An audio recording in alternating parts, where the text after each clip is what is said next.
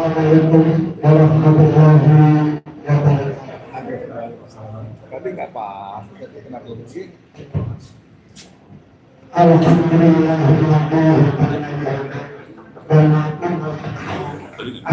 Aduh, itu bagus. Alhamdulillah. Mic itu.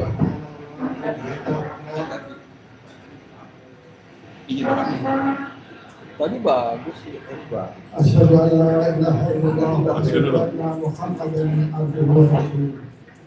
Allahumma shalli ala Muhammad wa ali Muhammad. Amma ba'du. Bapak Sahganda Nainggolan yang saya hormati, Ustaz Edi Mulyadi yang saya hormati juga, dan Bapak Anton Permana yang saya hormati, teman-teman wartawan dan YouTuber. Ini yang di depan ini YouTube semua ya. Ada berapa nih? 1, 2, 3, 4, 5, 6, 7, 8, 9, 10, 11, 12, 13, lumayan nih Pak. Siap. Diskusi itu kali adalah yang ketiga ya, yang diselenggarakan kerjasama antara Forum Jurnalis Merdeka dengan Media Trust IT. Hari ini kerjasama itu ditambah kerjasama dengan para narasumber. Kenapa? Kalau nggak ada narasumbernya ya tidak bisa jalan cerita dan mendapatkan tempat yang bagus. Ada makannya lagi ya Pak Pak Sajaja. Jadi ini sesungguhnya adalah kerjasama 4 ya. Gotong royong. Gotong royong. Jadi bukan saweran dari teman-teman wartawan, ya memprihatinkan kayak kemarin. Ini kali kita membahas soal reshuffle kabinet. Reshuffle sesungguhnya adalah hak prerogatif presiden. Itu kita tahu seperti itu, bukan hak prerogatif King Solo ataupun yang lain. Apalagi prerogatifnya Bang Edi kita. Isu reshuffle ini mengemuka ya di awal bulan dari pertengahan April. Isunya luar biasa. Ada harapan bahwa dari pihak oposisi itu berharap banyak lah. Oposisi yang saya maksud itu ya orang-orang yang kritis terhadap pemerintah. Nah, kenapa kita menghadirkan berharap banyak ya supaya King Jokowi itu mulai dikurangi lah. Ternyata enggak demikian ternyata. Dalam tulisannya Ustaz Edi justru bilang Prabowo makin ya, dikelilingi para termul apa Jokowi gitu. Bagi Bang Edi mungkin sedih, tapi bagi Jumhur Hidayat ini adalah berkah. Itu saja. Ada temennya loh. Nah, kenapa kita hadirkan Bang Sahganda sama Bang Anton Permana?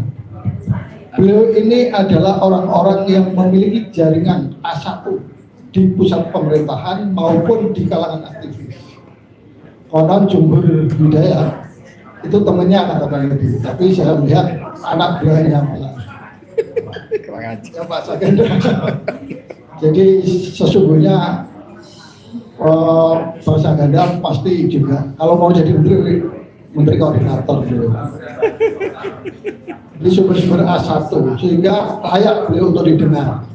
Ya, ini ada tadi Bapak Miftah Yusufati, koordinator jurnalis Forum Jurnalis Merdeka, secara guyon mengatakan Jumhur itu anak buahnya Pak Sahganda. Saya nggak berani bilang gitu, tapi ini Bung Anton kirimin saya beberapa menit yang lalu foto, bisa di zoom ya. Ini foto katakan nih bos. Ini foto di Rutan Barreskrim Saya menyebutnya trimasketir ya. Ada Saganda, Anton, dan Jumur. Ini masih pada langsing nih. Jadi mereka memang apa sih? Sohib berat lah gitu ya. 3 serangkai trimasketir lah begitu dan sebagainya. Masing-masing punya kelebihan, kelemahan, dan saling melengkapi. Bung Ganda, kemarin saya diundang persaudaraan alumni 212. Saya bicara sebelah saya siapa namanya? Munarman. Ketika sesi tanya jawab, ada satu peserta yang bertanya, Bang Edi, ini kan jadi aktivis ini nggak gampang, banyak godaan. Bagaimana komentar Bang Edi dengan reshuffle kemarin yang aktivis sudah menyeberang, berkhianat pada perjuangan? Wow, gawat sekali. Saya bilang begini jawab saya tidak ingin bersuuzon, bernegatif thinking. Saya menilai teman-teman itu punya jalur perjuangan sendiri-sendiri. Paling gampang anggap saja bagi tugas. Kita di luar, kita di pinggir jalan, kita teriak-teriak. Mereka diberi kesempatan ke dalam, mereka lakukan tugas-tugas mereka dari dalam. Dan kita tidak boleh menghakimi mereka berkhianat segala macam sampai memang benar-benar terbukti berkhianat. Kita kan nggak tahu mereka mau ngapain, dan mereka juga nggak berkewajiban ngasih tahu kita aku mau pilih Begono, siapa lu kan begitu kan. Jadi please, kita semua berhusnuzon saja. Kita anggap saja kita lagi bagi tugas masing-masing dengan tugas dan fungsinya. Saya bilang gitu. Jadi kita nggak merasa kita paling berjuang, orang lain nggak sama kita jadi pengkhianat, jangan dong. Oke. Kemarin saya sengaja mengundang Saganda ini dengan maksud karena saya mungkin kelewat, tapi dalam acara pelantikan kemarin ya, pelantikan ya. Pelantikan itu kok ada 2 makhluk asing di istana, satu namanya Rocky Gerung, satu namanya Saganda Nainggolan. Saya belum sempat kontak dua-duanya, sehingga di kepala saya berputar-putar, ini apa maksudnya? Apakah Prabowo ingin memberi kesan pada kita, bukan cuma Hasan Nasbi, bukan cuma Kodari, bukan cuma Dudung yang Jokowi 24 karat itu, tapi gue juga bukan Saganda dan Rocky hadir di situ. Pikiran liar saya kata-kata lagi, jangan-jangan mereka akan masuk next reshuffle. Jangan-jangan. Tapi daripada saya lihat-lihat menduga-duga, ya udah kita undang aja beliau untuk bicara apa adanya. Nah, sebelah kanan saya tokoh muda, dokter yang aktivis tapi sekarang sibuk dengan cetak duit banyak-banyak, bagi tugas juga sebetulnya. Gitu kan. Dia siapkan logistik untuk perjalanan kita, kan insya Allah kan begitu, bagi tugas juga. Anton Permana ini kita tahu alumni Lemhanas, juga alumni Barreskrim seperti saya, dan pendidikannya memang ilmu pemerintahan, spesialisasi. Kemarin dokternya apa? Ilmu pemerintahan juga kan, gitu ya. Nanti saya nggak usah panjang lebar, kita minta Bung Saganda 10-15 menit untuk membedah dan memuaskan singgah, tapi paling nggak menjawab dahaga kehausan kita tentang apa dan bagaimana reshuffle ini. Kita kasih Saganda dulu apa Anton dulu? Anton dulu. Dia sudah perintahkan Anton dulu. Oke, Anton dulu ya, monggo. Bismillahirrahmanirrahim. Assalamualaikum warahmatullahi wabarakatuh. Alhamdulillah wa syukurillah wa la haula wa la quwwata illa billah. Allahumma shalli ala sayyidina Muhammad wa ala sayyidina Muhammad wa bi sabri wa yassir amri wa hlul 'uqdatam min lisani yafqahu qawli. Terima kasih kepada Bang Edi Mulyadi dan yang kita hormati Pak Dr. Saganda Nainggolan, Pak Miftah, dan juga ada di sini abang saya senior kita Pak Heri Tausad, Ketua Asosiasi Pengusaha Pasir Laut. Luar biasa perjuangan beliau membela rakyat di Kepri. Rekan-rekan media dan juga hadir rekan-rekan saya sesama alumni Lemhanas, Ibu Dr. Tantri, dosen Lemhanas ini, selamat siang Pak Dr. Sabara, ini juga ini dari ikatan alumni, ada Pak Eka pejabat, rekan-rekan semuanya tentu tidak bisa disebutkan satu persatu namanya di sini. Kita berapa menit Pak? 10-15. Sebenarnya enaknya diskusi Bang, yang tanya jawab, tapi sebagai prolog, karena bidang satu ada 2 di sini, ilmu pemerintahan dan militer, sebenarnya lebih cocok geopolitik, secara geopolitik sebenarnya. Saya akan coba membuat sedikit prolog dulu untuk mungkin nanti kita bahas. Nah, yang pertama tentu dari aspek ilmu pemerintahan dulu. Dalam perspektif ilmu pemerintahan itu sebenarnya sederhana aja. Ilmu pemerintahan itu dia semuanya terukur. Ada regulasi dieksekusi oleh pejabat pemerintahan, ya. Terus di pemerintahan itu ada namanya IKU, indikator kinerja utama, dilihat output, outcome, benefit, impact-nya yang diawasi oleh lembaga yang berwenang, apakah itu inspektorat secara internal, lembaga legislatif secara eksternal, dan publik tentunya. Selesai secara perspektif pemerintahan. Cuman tentu dengan isu reshuffle kabinet tentu nggak menarik kalau dari perspektif pemerintahan. Perspektif pemerintahan itu kalau secara umum memenuhi 3 G cukup, yaitu good governance, good corporate, dan good commodity. Ketika tata kelola pelaksanaan pemerintahan itu berjalan dengan baik dan dirasakan manfaat dan dampak positif oleh para publik, masyarakat, dan juga memberikan kontribusi terhadap pertumbuhan ekonomi nasional melalui good corporate. Selesai. Nah, makanya mungkin akan lebih saya tekan titik beratkan pada pandangan perspektif geopolitik tentang bagaimana reshuffle kemarin ini ngapain nih kan itu. Walaupun sebenarnya seperti kata Bang Rocky Gerung kemarin, yang berubah itu yang kementerian kan cuma satu sebenarnya, Menteri Lingkungan Hidup, yang lain kan badan-badan di luar itu. Untuk lebih spesifik bagaimana proses, bagaimana filosofisnya, kita tahu Bang Saganda yang akan lebih menjelaskannya, dan perlu kami jelaskan juga di sini. Di antara kita bertiga itu sebenarnya leadernya Bang Saganda, decision makernya beliau nih. Kalau di dalam satu kita cerita luar biasa, dan suatu kehormatan bagi saya sempat satu sel dengan Bang Saganda, senior yang ilmu yang luar biasa, pengalaman yang luar biasa, dan itu secara langsung banyak juga membentuk cara berpikir pola pikir saya. Dan Bang Saganda tidak hanya senior dan juga guru saya ini. Nah, baik teman-teman semuanya, kalau kita lihat dari perspektif geopolitik, kita tentu harus paham dulu apa itu geopolitik dan geostrategi. Geopolitik itu adalah ruang hidup, geostrategi itu adalah cara sebuah negara, apakah itu entitas sosial, apakah itu orang, pasti setiap orang itu punya cara dan ruang hidup masing-masing. Apalagi kalau kita berbicara tentang konsepsi bernegara. Nah, geopolitik dan geostrategi tentu dipengaruhi oleh faktor-faktor eksternal. Ini ilmu kita dari mana sih akutan dia? Itu bahasa barat. Lingkungan satu faktor lingkungan strategis, domestik nasional, regional, dan global. Apapun yang terjadi pada eskalasi politik global itu pasti akan berdampak kepada politik nasional. Nah, kita tahu negara kita adalah demokrasi, di mana demokrasi kita demokrasi liberal, dan secara sistem politik tidak ada satupun kekuatan politik yang dominan di dalam pemerintahan kita. Ini sangat menarik nih untuk kita beda. Nah, karena tidak ada politik dominan, maka terjadilah yang namanya koalisi. Nah, kalau bahasa sederhana kita, terjadilah kompromi-kompromi politik agar terjadilah stabilisasi dalam menjalankan roda pemerintah. Nah, uniknya untuk Indonesia, walaupun kita tidak parlementer sebenarnya, salah satu alat ukur ya, pemerintah itu, stabilitas politik itu selalu dilekatkan dengan posisi positioning menteri-menteri di kabinet. Betul tidak? Ya, kita lihat ini menteri ini dari partai A lebih banyak, lebih cenderung kepada itu cenderung kepada kompromi-kompromi politik. Ini adalah fakta yang kita alami. Nah, walaupun sebenarnya dalam perspektif ilmu pemerintahan ini sedikit bertentangan, Pak. Kalau di pemerintahan itu harus sesuai direct place, sesuai latar belakang, jenjang pendidikan, pengalaman. Tapi itu kan secara teori, secara praktikal itu ini akan sulit diterapkan.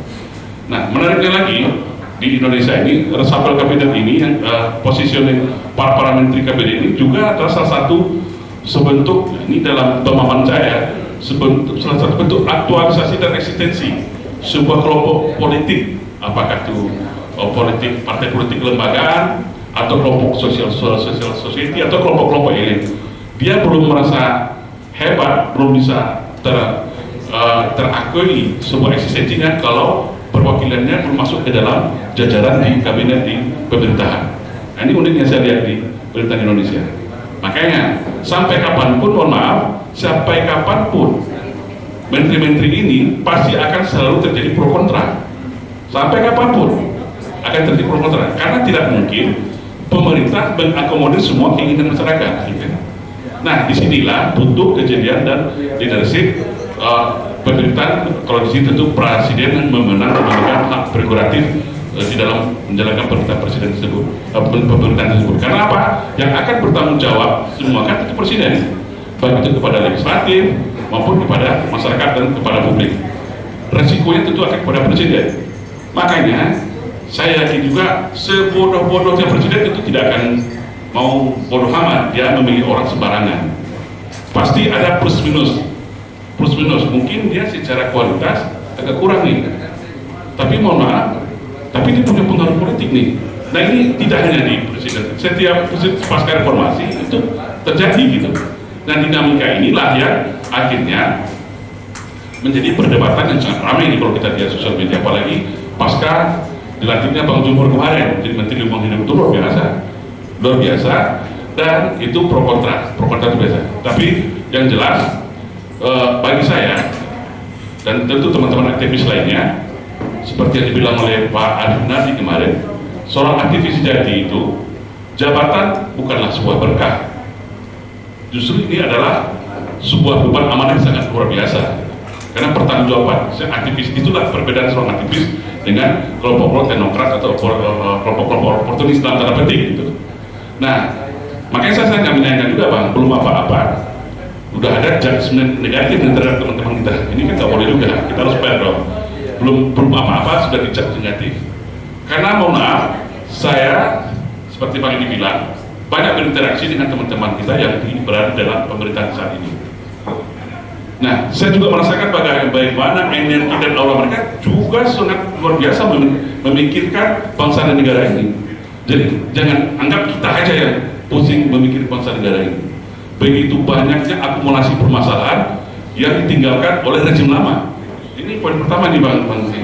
Begitu banyaknya masalah kerusakan yang diestafetkan, yang diturunkan oleh pemerintahan rezim lama. Nah ibaratnya Pak Prabowo ini seperti tukang cuci piring jadinya gitu. Nah di satu sisi tuntutan publik sangat luar biasa, macam hitam putih semuanya macam sepele aja gitu. Nah makanya pada kesempatan ini juga perlu kita sampaikan, dan itu semuanya butuh proses dan butuh waktu. Ya. Memang para menteri adalah ujung tombak untuk melaksanakan roda-roda pemerintahan. Ya. Tapi ketika dihadapkan pada tataran politik praktis, tentu semuanya tidak bisa. Ada sebuah istilah, kita boleh idealis tapi realistis. Pengennya di kementerian ini memang ini yang bagus, tapi fakta politik, realitas politik bisa juga dia berkehendak lain.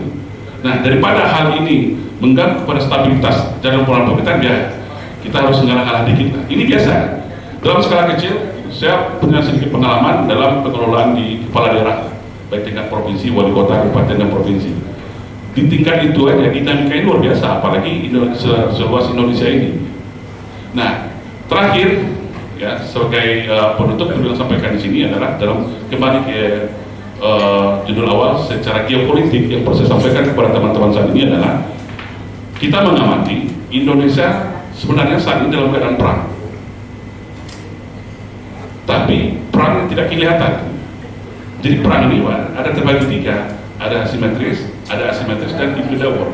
Apa maksudnya di sini adalah Indonesia itu dalam perang, tapi tidak perang fisik, tidak ada rudal, tidak ada pesawat pun yang menyerang negara kita. Tapi yang disasar oleh perang itu adalah pikiran, opini, persepsi masyarakat kita. Dalam perspektif geopolitik ini lazim terjadi karena tidak semerta-merta dalam menguasai untuk mendirikan sebuah negara itu tidak perlu dengan senjata, tapi dengan perang dagang, perang ekonomi, perang opini. Nah, yang terjadi di Indonesia saat ini adalah namanya cognitive warfare. Bagaimana terjadi public distrust sehingga apapun yang dilakukan oleh pemerintah akan dibalik itu seolah menjadi rejection syndrome. Ini harus hati-hati kita sikapi. Cara solusinya adalah tentu bagaimana meningkatkan kemampuan literasi kita, dan ya kita manfaatkanlah teman-teman kita yang ada pemerintahan kalau dalam bahasa Islam tertabayun Bang ya. Sangat banyak disinformasi yang bertebaran di sosial media saat ini, dan itu kebetulan saya juga aktif di sosial media dan kita bisa membaca, men-tracking, men-scraping seluruh akun-akun sosial media itu, dan itu 60% adalah pur dan buzzer yang mendengungkan, yang menciptakan semacam public distrust untuk bagaimana mendelegitimasi pemerintahan Prabowo hari ini. Tapi saya juga tidak menafikan ada memang yang disampaikan kelompok juga, tidak semuanya ya. Juga ada memang kelompok-kelompok kritis yang idealis yang memang menyampaikan apa adanya, memang harus ada yang harus diberbagi, itu wajar. Tapi yang perlu kita waspadi adalah sebuah gerakan dari Invisible Hand ya, yang tangan-tangan tidak tampak memang sengaja membuat delegitimasi sehingga pamor pemerintah itu jatuh, kepercayaan masyarakat itu jatuh terhadap pemerintahan, akhirnya kita bagikan bubur-bubur kering yang murah dibakar. Ini yang sudah terjadi di beberapa negara lainnya seperti Venezuela, ada Nepal, ada Bangladesh. Jadi untuk mengganti sebuah pemerintahan, untuk menjatuhkan sebuah pemerintahan tidak bersemata dengan menggunakan senjata. Dan hal ini sudah terjadi juga di Republik yang kita cintai ini. Maka untuk itu pada kesempatan ini, saya yakin Pak Prabowo itu bukan seorang anti kritik, ya. Bukan seorang anti demokrasi yang seperti diperminkan. Ya, kalau tidak mungkin seorang jumhur ditarik menjadi seorang menteri, ya. Seperti itu, ya. Tapi yang perlu kita waspadi adalah pembonceng atau penunggang gelap ini yang menunggangi ya, para kelompok civil society yang memang tulus murni untuk melakukan kritikan, melakukan perbaikan terhadap pemerintahan. Ini aja mungkin batasnya yang harus kita bahas ke depan, bagaimana ini tidak tercampur aduk. Ya, kalau salah wajar kita sebagai negara demokrasi itu memberikan peringatan. Tapi jangan sampai kita justru ditunggangi oleh kelompok-kelompok yang ingin mengambil kesempatan apabila terjadi public distrust yang terjadi nanti ke depannya. Ya, kalau ada public distrust ini terjadi, ya, apalagi ada, dan ini sudah jelas ada seorang profesor yang mengajak dengan makar, kudeta. Nah, yang saya kritisi adalah ini terakhir, yang saya kritisi itu adalah kemana selama ini orang-orang yang berteriak-teriak semacam pejuang HAM, pejuang demokrasi ketika KM50, Kanjuruhan, kami di penjara, kemana mereka selama ini? Kita undang Ciptaker, undang Minerba, kemana mereka? Kok sekarang tiba-tiba, mohon maaf, mereka kan dari kelompok mana kita tahu? Ya, 10 tahun ini kemana mereka? Ya, mereka di situ kan, kita tahu kan kelompok mana. Nah, sekarang mereka muncul berbicara HAM, keadilan. Ya, dulu kemana? Justru 10 tahun yang lalu itu kerusakan bangsa ini yang luar biasa. Seni-seni negara itu dirusak 10 tahun dari rezim Jokowi. Nah, sekarang mereka sosok kayak pendekar turun dari langit, ya, membawa bendera keadilan, pedang keadilan. Ya. Ini maksud saya harus kita sensitif di sini. Saya yakin para media punya intuisi, ya, punya pikiran-pikiran yang kritis yang bisa membedah ini. Nah, inilah tanggung jawab kita sebagai bagian dari kelompok society supaya hal ini ada batas supaya kita tidak jadi dimanfaatkan oleh kelompok-kelompok tertentu dalam mewujudkan yang apa yang disebut saya tadi, ancaman cognitive warfare, sehingga terjadi kekisruhan, sehingga terjadi rusuh terhadap bangsa ini, yang ujung-ujungnya nanti mereka yang menikmati, orang-orang yang selama ini justru yang merusak negara ini dan yang kita ini. Mungkin demikian Bang, sedikit pembukaan dari saya, mungkin selanjutnya kita harapkan diskusi. Terima kasih. Assalamualaikum warahmatullahi wabarakatuh. Bung Anton ini pengajar juga, jadi kadang-kadang dia merasa, tanda kutip versi saya ya, berkewajiban mentransfer ilmunya. Kan gitu kan. Untungnya dia tetap masukkan, selipkan hal-hal yang kontekstual yang sedang terjadi, sehingga ada konteksnya, tidak cuma kontekstual tapi kontekstual. Kita beralih ke Bung Saganda, tapi saya mau memanfaatkan beliau kalau berkenan, maksud saya ya. Beberapa poin yang sensitif sebagai tema untuk disampaikan itu sebetulnya saya minta beliau, karena kan dia kupingnya banyak, matanya banyak dibanding kita yang punya dua-dua. Dia punya di sana, di sini, banyak sumber-sumbernya ya. Jadi pertanyaan pertama yang ini klasik tapi hampir selalu muncul, kenapa tokoh-tokoh yang orang udah gedek gitu ya, saya sebut Tito, saya sebut Listio Sigit, saya sebut lagi siapa, Bahlil, Pratikno, segala macam, tidak tersentuh. Mungkin Bung Ganda punya bocoran kenapanya, gitu ya. Ini pertanyaan klasik, hampir semua orang akan berjawab seperti itu. Lalu dengan masuknya babak baru ini, saya bikin artikel, lalu sahabat saya yang lain kasih komentar artikel saya. Itu reshuffle cuma jumhur, yang lain pelengkap saja. Ada teman saya kasih komentar begitu, saya nggak boleh ngomong namanya kan, nggak enak kan ya. Saya mau konfirmasi itu bener nggak nih? Cuma lagi tadi Bung Anton mengakui dari kalian bertiga ini sebetulnya leadernya namanya Saganda Nainggolan gitu. Itu lebih halus ya ketimbang Minta yang bilang anak buahnya. Cuma namanya Saganda lebih frontal, lebih vulgar gitu ya. Oke, pertanyaan terakhir sebetulnya apa yang terjadi di balik ini? Adakah tarik menarik kalau macam untuk pertanyaan di sini tadi? Apakah ini adalah konsolidasi kekuasaan atau optimalisasi kinerja? Monggo, Bung Saganda. Assalamualaikum warahmatullahi wabarakatuh. Terima kasih Bung Edi Mulyadi, sahabat saya dan sahabat kita semua yang tetap kritis menyuarakan kebenaran. Mas Miftah yang mengorganisasikan forum ini sehingga kita bisa berkumpul di sini, Bung Anton dan abang saya Bang Haritosa yang ada di sebelah kiri, teman-teman semua. Nah, intinya atas pertanyaan Bung Edi tadi dan dalam rangka kita diskusi konsolidasi atau sekedar optimalisasi kinerja. Pertama, bagaimana kita mengukur? Ya, kalau misalkan mengukur caranya beberapa teman di podcast termasuk podcastnya Bung Edi Mulyadi, ini seolah-olah Jokowi dapat banyak, kita rugi karena Jokowi dapat 3, kita cuma dapat 1, bisa seperti itu. Nah, itu tergantung dari pendekatan kita memandang. Kalau Anton tadi sudah mengatakan yang reshuffle itu kan kabinet, bukan juru bicara presiden, bukan badan KSP, karena mereka bukan kabinet. Kalau reshuffle kabinet kan kita bicara ini apa sekarang kan reshuffle kabinet kan. Nah, reshuffle kabinet kan berarti cuma ada kemarin jumhur aja gitu loh, jadi tema lain kan nggak masuk yang 3 itu gitu. Misalnya seperti itu kalau kita masuk kepada pendekatan yang lebih spesifik yang disebut kabinet. Nah, bapak-bapak, ibu-ibu sekalian, pertama kan kita sebenarnya menganalisa ini semua karena orang banyak tetap mengaitkan dengan apakah Prabowo ini betul-betul tidak bisa lepas daripada rejim masa lalu, rejim Jokowi, khususnya Jokowinya sendiri, atau bisa lepas dan atau lepas sebenarnya.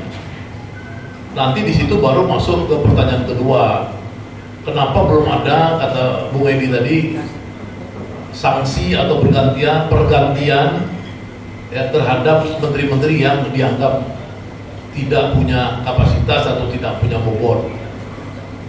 Ini yang harus kita jawab. Nah, pertama kalau saya ditanya orang, saya yakin bahwa sejak diinstallnya Prabowo Subianto sebagai presiden 20 Oktober 2024, maka sesungguhnya yang hadir itu secara karakter sudah 180 derajat beda dengan Jokowinya.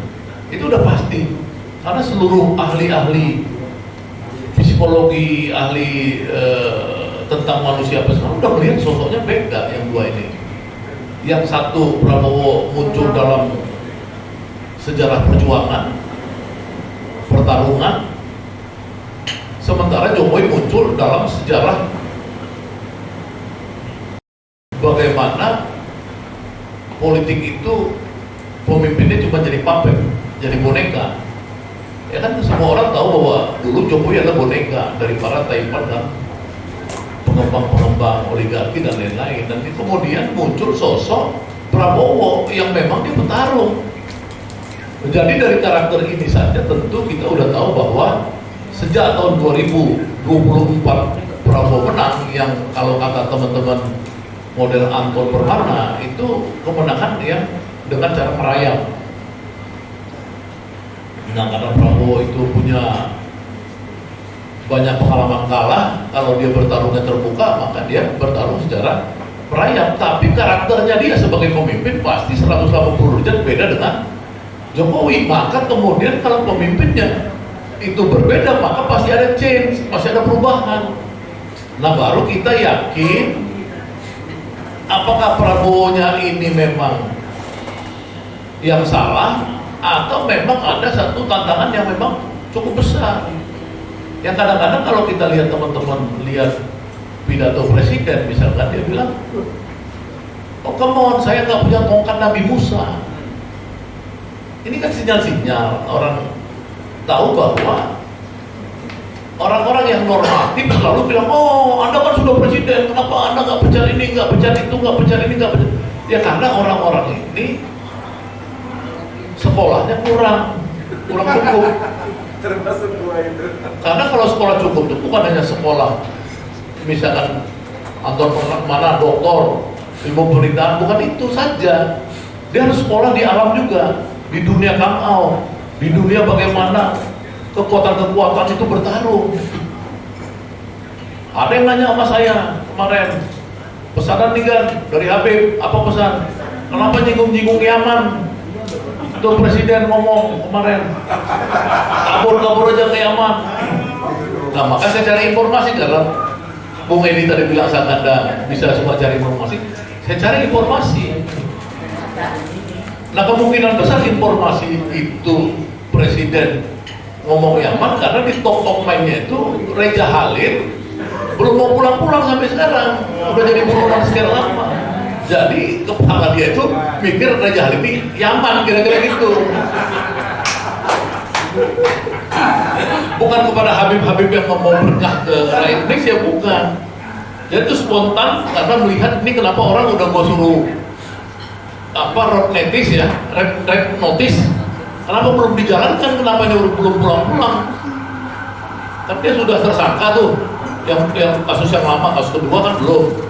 Nah seperti itu, kenapa seorang presiden Republik Indonesia tidak bisa menjangkau seorang warga negaranya yang dilindungi oleh tetangga, negara tetangga. Jadi akhirnya mungkin dia bilang marah, kalau kalian masih sibuk Indonesia gelap, ya kabur aja, kabur ke Yaman, dia bilang gitu. Padahal kemungkinan Reja Halil bukan di Yaman ya. Tapi saya pikir itu spontan, bukan karena dia benci sama orang-orang keturunan Yaman. Nah, jadi apakah ini konsolidasi atau apa? Ya pastinya dia konsolidasi ketika dia mengangkat Jumhur. Ya, Jumhur itu sudah diberitahu presiden akan jadi menteri, bukan akan jadi menteri, diminta presiden untuk jadi menteri itu kalau nggak salah tanggal 29 November 2024. Ya, itu udah lama kan? Ketika presiden bersama Jumhur dan 4 tokoh buruh lainnya berdialog soal upah buruh. Dan di situ kemudian karena Jumhur memberikan satu pandangan-pandangan yang sangat keras, termasuk bagaimana supaya bea cukai itu diganti, rejimnya menghancurkan negara karena impor terlalu banyak dan buruh-buruh korban karena kita nggak bisa bersaing dengan produk impor yang jor-joran. Kemudian Jumhur mengatakan itu Pak, usulan dari rejim Jokowi waktu itu Luhut juga supaya kelapa-kelapa sawit ilegal itu diputihkan aja. Tapi Jumhur kemudian menyarankan kepada presiden untuk jangan Pak, itu ini, tapi memang bahaya karena kita melanggar undang-undang Omnibus Law pasal 110. Presiden kemudian marah, nggak ada dia bilang masa maling dilindungi pasal 110 undang-undang dasar, undang-undang Omnibus Law. Itu undang-undang itu pengkhianat. Siapa yang buat? Kata presiden. Ke teman-teman di situ ada presiden, ada menteri-menteri di situ. Menteri-menterinya bingung. Akhirnya menteri nakar yang ada di situ waktu itu Profesor Yaseli bilang, yang buat ya tentunya DPR Pak, DPR. Gitu. Jadi undang-undang Omnibus Law itu dimarahin sama presiden karena pasal 110-nya melegalkan perampokan resources Indonesia ini. Nah, 29 November Jumhur udah ditawari presiden jadi menteri. Tanggal 20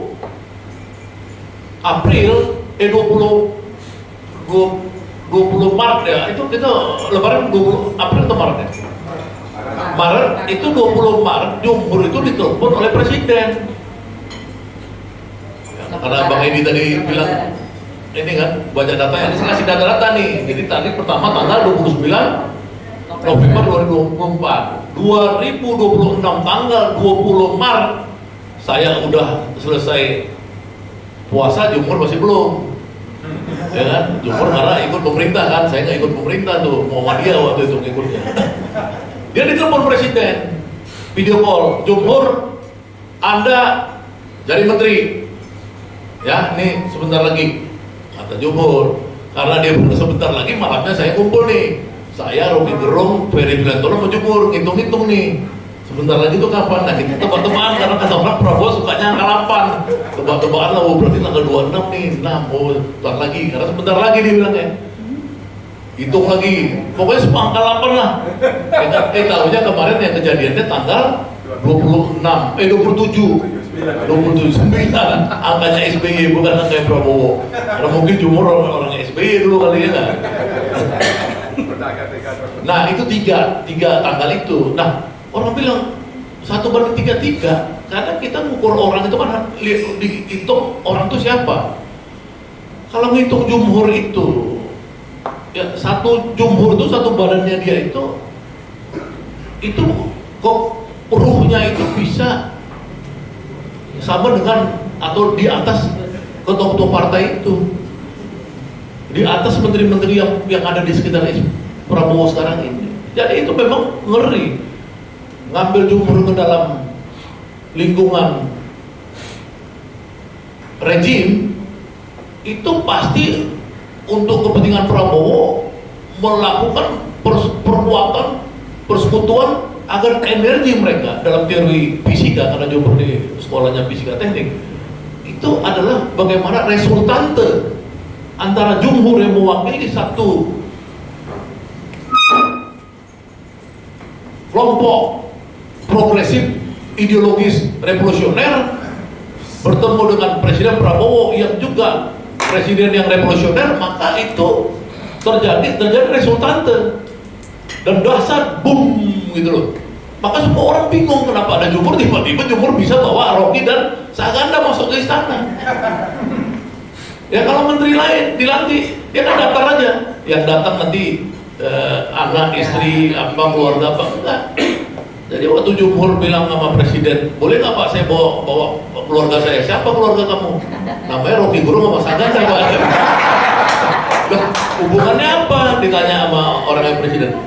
Oh ya udah gini, jumhur itu punya paman namanya Rocky Gerung.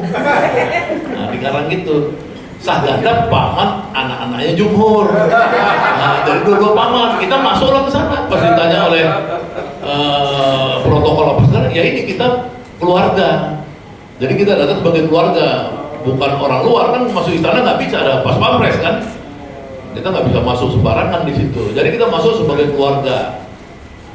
Teman-teman sekalian, jadi kalau disebut konsolidasi, ya pasti konsolidasi sesuai dengan tema ini. Kenapa presiden butuh konsolidasi?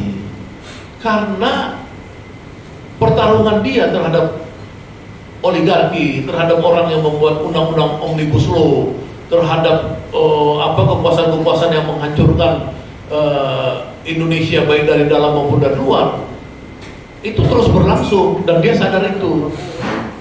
Ya, yang dia sebut sebagai deep state.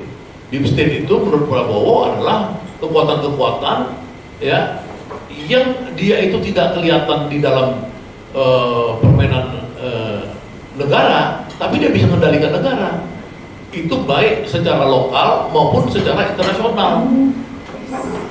Nah ini yang membuat presiden membutuhkan jumhur untuk konsolidasi dia. Nah Bapak Ibu sekalian, apakah konsolidasi ini kemudian berarti atau tidak berarti dengan adanya 3 orang lain yang dilantik? Itu pertanyaan pertama. Ataukah tidak ada value yang penting dibandingkan dengan kenapa tidak mencopot Kapolri atau mencopot menteri-menteri Bahlil atau si Tito atau apa yang kata pertanyaan Pak Edi tadi. Nah menurut saya gini, jadi yang saya selalu menawarkan sebuah teori bahwa dalam sebuah leadership model Indonesia ini itu selalu jalannya organisasi itu dominan dikendalikan oleh pemimpinnya. Ya, jadi kalau pemimpinnya model Jokowi, ya semua orang ikut-ikutan tolol seperti Jokowi. Gitu loh. Nah, kalau zaman Prabowo, semua orang berubah menjadi macan, menjadi singa. Ada itu kan teorinya. Ya kan, kalau di dekat-dekat kambing kita jadi kambing. Ya kan, dekat-dekat macan jadi macan. Nah, ini menteri-menteri ini saya lihat memang di awal-awal yang 17 orang terutama yang diperkirakan dulu orang-orang Jokowi, lama-lama berubah. Dan saya lihat Bahlil juga kadang-kadang sekarang udah lebih pintar daripada kita nih. Bener loh. Yang kita nggak nyangka tadinya Bahlil kita lihat anggap remeh karena ini orang cuman penjilat-penjilat Jokowi. Tapi saya melihat Bahlil kemudian berubah juga sekarang. Zulkifli Hasan berubah juga. Kenapa? Karena pemimpinnya itu berhasil mentransform mereka selama setahun ini dari orang-orang yang secara karakter, kapasitas dan lain-lain menjadi lebih performan. Ini penjelasan saya. Karena apa? Karena di zaman Jokowi itu tidak ada presiden memberikan satu dorongan agar orang itu menjadi pahlawan-pahlawan.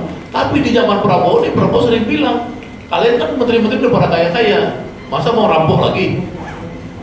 Ya kan? Dan bahkan saya dengar banyak sekali uang pribadi Prabowo dia sumbangkan untuk kepentingan dana taktis kementerian, menteri-menteri dan pemimpin-pemimpin di pemerintahan, kepala badan dan lain-lain. Jadi banyak Prabowo menyumbang. Jadi dia nggak bilang, jangan kita mencuri uang rakyat ya sekarang. Jadi ini banyak diikutin. Bahwa tetap ada, karena birokrasi kita sudah puluhan tahun sakit, birokrasi yang sakit, ya tentu pasti tetap terjadi. Nah, mungkin itu alasannya, ya. Jadi waktu misalkan kita kenapa tidak segera mencopot Kapolri? Kapolri ini kan sebenarnya problem polisi, reformasi polisi ini kan setelah saya buat seminar khusus FGD khusus, ya sekitar 40 expert di kantor saya buat. Ini problem pokoknya ini sebenarnya budaya kekerasan yang terus-menerus terjadi dan semakin terjadi di era Jokowi. Nah, dia yang harusnya sipil kok ikut-ikutan jadi seperti tentara. Karena di era Jokowi itu tiap hari Jokowi membuat polisi ini sederajat dengan militer. Ya kan? Kita lihat tuh tiap hari di mana-mana Panglima TNI sama Kapolri kemana-mana berdua terus sinergitas.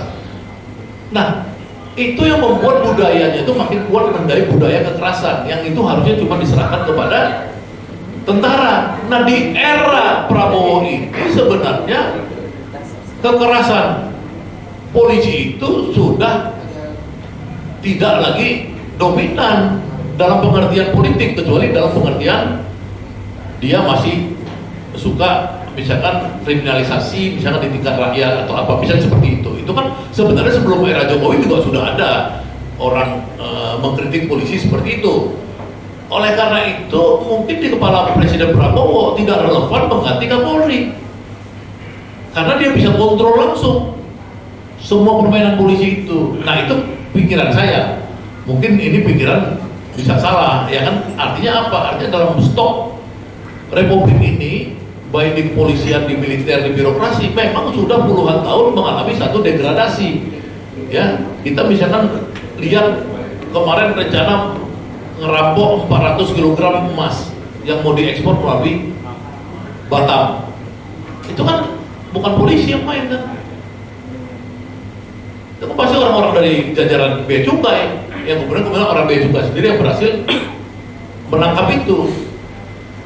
Pajak kemarin dibersihin, orang-orang pajak ternyata nggak ada urusan dengan polisi, katanya maling juga, kemarin dibersihin sama KPK. Pemda-pemda, Bupati Pekalongan, Bupati Madiun, Bupati ini semua ditangkapin. Karena apa? Karena memang kita lagi mengalami krisis, ya krisis kebudayaan. Nah, jadi pertanyaannya tadi, kenapa nggak si Sigit diganti? Menurut saya Sigit ini kadang-kadang buat Prabowo juga nggak dianggap juga. Saya sering bilang sama orang, Prabowo ketika umurnya sudah 75 tahun dan dia menjadi seorang yang sangat strong leader, dia jadi nggak nganggap semua orang. Ini problem yang terjadi sekarang. Jadi memang orang-orang yang seusia Bang Aritosa ini tokoh besar di Timur Timur dulu yang bebasin yang bela Indonesia di Timur Timur terus. Jadi orang-orang umur 75 seperti itu, ya kita sadar susah dia untuk tidak satu arah. Ya kadang-kadang itu orang bilang diktator, otoriter dan lain-lain. Kenapa orang banyak yang nggak suka di dalam netizen itu? Nah kalau menurut saya itu karena masih ada Gibran di situ. Ya, Gibran itu memang secara simbolik tetap membuat Prabowo tidak bisa terbang bebas. Tapi itu kan resiko yang dia pilih. Kalau nggak ada Gibran, mungkin semua orang bilang dia nggak akan jadi presiden. Karena kalau dulu Gibran dipasangkan dengan Anies, ya Anies yang jadi presiden, ya kan? Apakah Anies nggak mau dulu kalau dipasangin sama Gibran? Ya pasti Anies mau lah, ya kan? Siapa aja mau dulu. Anies mau tawarin sama AHY mau. Waktu ada AHY ditinggalin jadi Muhaimin yang mana gitu. So presiden ini kan yang paling penting, dia pikir gimana caranya menang. Ganjar ditawarin Gibran pasti mau juga. Kebetulan waktu itu seorang otoriter kayak Jokowi itu dirayu berhasil anaknya diambil oleh Prabowo, sehingga semua kekuatan yang ada waktu itu mendukung Prabowo dan Prabowo menang. Itu yang dibilang orang adalah teori merayap. Nah Prabowo berhasil. Nah bapak-bapak ibu-ibu sekalian, kembali ke tadi, dengan karakter Prabowo tidak mungkin Jokowi itu punya kemampuan mempengaruhi. Gak ada lagi kalau menurut saya. Gibran gak ada kerja sekarang. Cuman simbolik dia mempengaruhi pencitraan. Nah berapa persen tingkat kepuasan publik terhadap Prabowo? Ya, dalam pantauan kami itu tetap di sekitar 70, harusnya 80, tapi kan karena banyak kasus-kasus yang terjadi belakangan ini, bencana yang membuat Prabowo agak turun kemarin rating kepuasan publiknya karena bencana di Sumatera itu penanganannya seperti itu. Kemudian ada peristiwa juga Agustus, ya penanganannya ada kekerasan dan lain-lain. Dan terakhir ada kasus penyiraman air keras. Apakah penyiraman air keras itu dilakukan polisi? Kan bukan juga. Ya kan artinya semua kekuatan-kekuatan itu ya memang ada catatan. Tentara ada catatan, polisi ada catatan. Jadi maksud saya tidak begitu, maksudnya kita, oh kenapa nggak ganti ini. Nah, apakah reshuffle secara total perlu? Kalau saya dari dulu mendorong reshuffle secara total itu perlu. Persoalannya, apakah tongkat Nabi Musanya Prabowo ini sudah ada untuk mereshuffle mencari 5-10 orang seperti Jumhur? Nah kita doain, kalau saya berdoa aja. Kenapa? Karena nggak mungkin kita mengharapkan Prabowo yang menang jadi presiden didukung oleh partai-partai yang penuh dengan money politik kemarin, ya di era 2024. Tiba-tiba kemudian di situ tidak ada deal-deal politik, pasti ada dong. Yang paling penting apakah deal politik itu merubah target nggak, merubah sasaran presiden untuk menyayangi orang miskin, mensubsidi anak-anak miskin, kemudian mengangkat derajat orang miskin, melawan oligarki, membuat operasi merah putih untuk menghadang Maret itu menguasai desa-desa kita, ya, membuat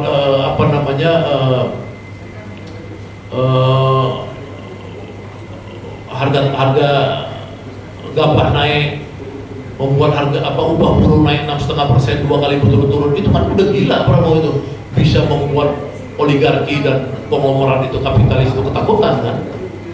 Nah ini yang harus kita apresiasi. Hanya kenapa orang masih marah? Orang masih marah menurut saya satu yang tadi simbolisasi, karena Gibran masih ada di situ, simbolisasi dari lalu itu nggak tahu tuh bisa cepat atau lambat hilangnya. Yang kedua, kenapa orang masih marah? Karena memang sekarang ekonomi kita tidak baik-baik saja. Tapi ini karena ada persoalan dunia di mana ada tekanan besar, ya, di bidang energi kemarin, di bidang lain-lain. Nah, kalau misalkan Prabowo tidak berhasil secepat-cepatnya menciptakan lapangan kerja sebanyak-banyaknya, memang ini akan kemarahan ini akan menjadi sangat lama dan sangat sangat berbahaya. Tapi apakah kita sebagai rakyat tidak melihat bahwa Prabowo sedang melakukan itu? Ya kita melihat, saya melihat persoalan ada soal tata kelola, problem lain, MBG, ada penyerapan tenaga kerja cukup banyak di situ, ada ekonomi yang berputar, ada persoalan tata kelola, keracunan, penjunatan, korupsi, ada. Ya. Begitu juga Operasi Merah Putih dan lain-lain. Nah ini tantangan. Nah dari tantangan antara shifting paradigm Prabowo pro rakyat dengan tantangan yang tadi tata kelola masih kacau balau, apakah kita kemudian menjudgment bahwa Prabowo adalah presiden gagal? Menurut saya kalau diganti Gibran ya kita lebih hancur lagi. Ini yang harus justru kita cegah, kita beri kesempatan. Toh kita masih bisa preparation 2029 kalau kita punya calon lain, ya kita siapin aja 2029. Jangan misalkan kita berpikir untuk mengganggu Prabowo ya dengan bahasa-bahasa yang ya teman-teman saya banyak, saya bilang ini kenapa sih masih bilang Prabowo anti Zionis lah Prabowo ini, gue bilang lu gimana sih nggak pakai ini gitu loh. Ya kan? Kalau kritik aja, Prabowo masuk BOP kita kritik karena begini-gini. Tapi jangan kayak kita ngelawan Jokowi dong. Ngelawan Jokowi ya dulu memang karena kita tahu dia itu produk daripada oligarki. Masa Prabowo yang perang sama oligarki pun kita masih kritik, kita rada-rada gila dong. Itu aja mungkin pikiran dari saya. Jadi kok dia konsolidasi, kemudian dia mengoptimalisasi ya udah pasti gitu. Nah kita berharap dengan pergantian jumhur ini marwahnya cukup besar. Jumhur ini satu dengan ini kira-kira setara dengan 10 menteri. 10 menterinya Prabowo yang ex Jokowi itu, ya ex Jokowi kan 17 tuh menteri. Jadi jumhur itu bisa kira-kira hawanya itu untuk kebaikan itu senilai dengan 10 menteri.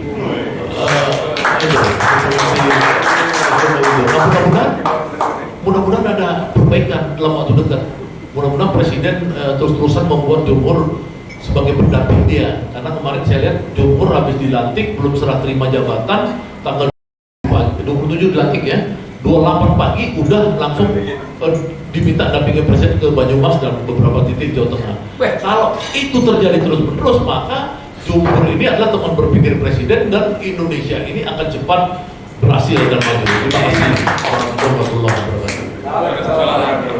Jadi cerita panjang lebar tuh yang jegernya itu jumhur 10 kali menteri. Wah, setara. Dan Bung, saya masih sedikit titik pertanyaan. Tadi bahwa tadi saya buka dengan pertanyaan orang-orang tertentu yang masih ada di situ ya.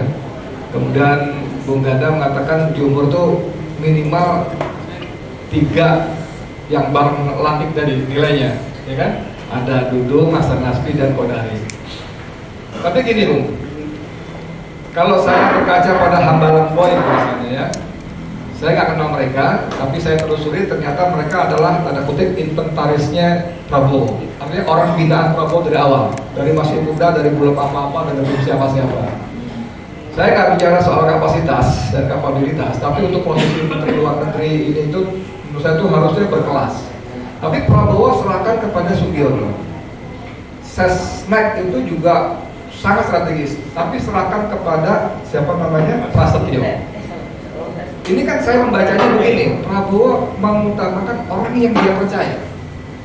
Kemampuan harus, kapasitas harus, tapi kalau harus dipilih loyalitas sama dua ini, Prabowo menurut saya milih loyalitas.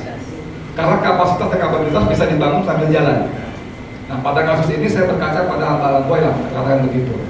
Nah kalau dalam konteks konsolidasi apalagi meningkatkan kinerja, tetap saya berpendapat dengan artikel saya tempoh hari, Prabowo membiarkan dirinya dikepung oleh Jokowi 24 karat. Nah ini buat nanti disambung, saya ingin lemparkan ke teman-teman dulu sekalian. Silakan kalau ada pertanyaan, monggo. Ustaz Eka, jadi 3 pertama ya. Siapa tuh gak kelihatan? Halo. Oh Gun, ya oke. Monggo silakan. Tes. Ke depan aja ke sana. Jangan ngajak demo ya. Ini dia tuh. Ini ngeri ini. Assalamualaikum warahmatullahi Wah, wabarakatuh. kenalan. Baik aja ya. Baik aja ya. 10 tahun pemerintahan Jokowi bikin negara kita hancur apa mau lah bahasa. Dan pengangkatan Bang Jumhur sebagai Menteri Lingkungan Hidup ini juga menjadi satu, kalau bagi pribadi saya, satu hal yang jauh daripada background dia sebagai aktivis buruh rasanya. Ya, kita tahu beliau ini sangat konsen dalam perburuhan. Pertanyaannya adalah, apakah mampu Bang Jumhur bisa untuk melawan ataupun memperbaiki keadaan lingkungan hidup yang sudah campur marut luar biasa, banyaknya illegal logging yang pasti akan bersinggungan dengan oligarki, begitu juga dengan PIK 1, PIK 2 dan lain sebagainya yang selama ini kita concern untuk hal itu.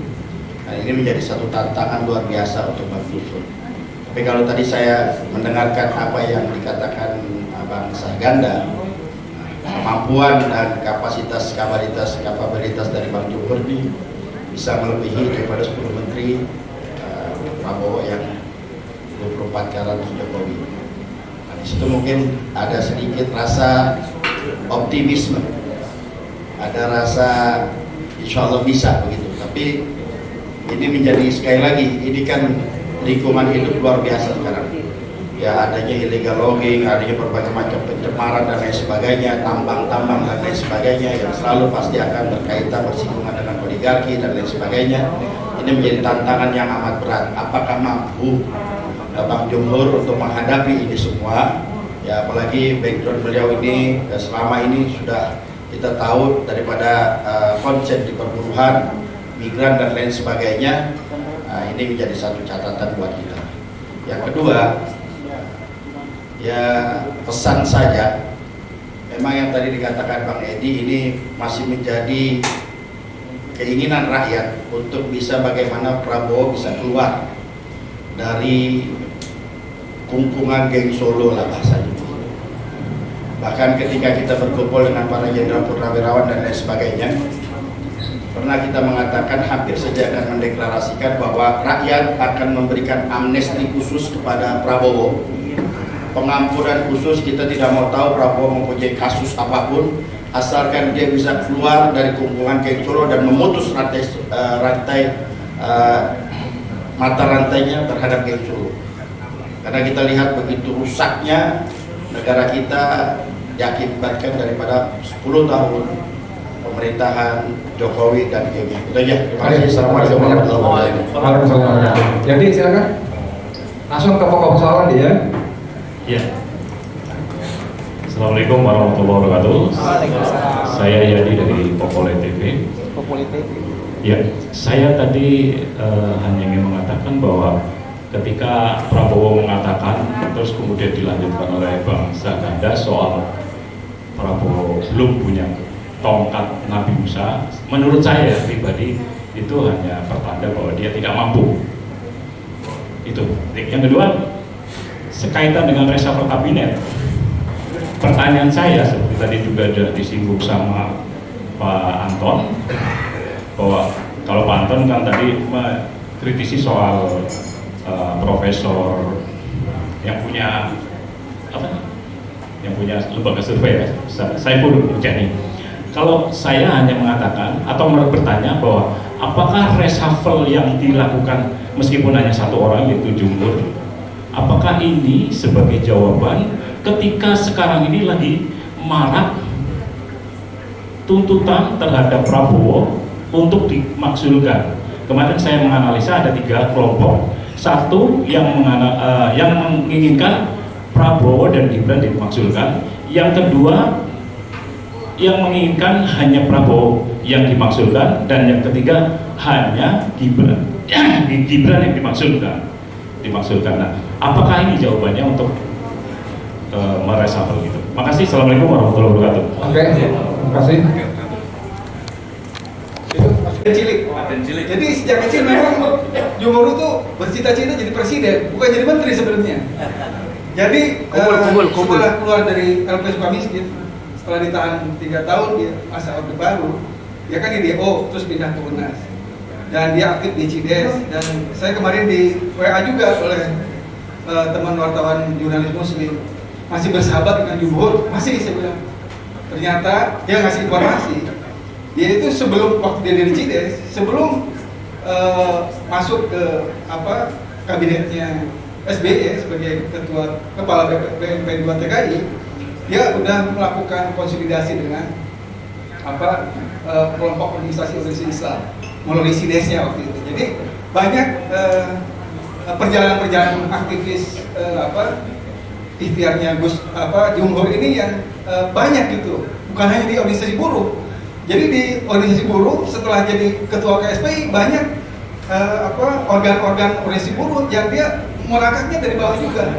Nah itu dikonfirmasi. Saya kan orangnya ketemu banyak orang.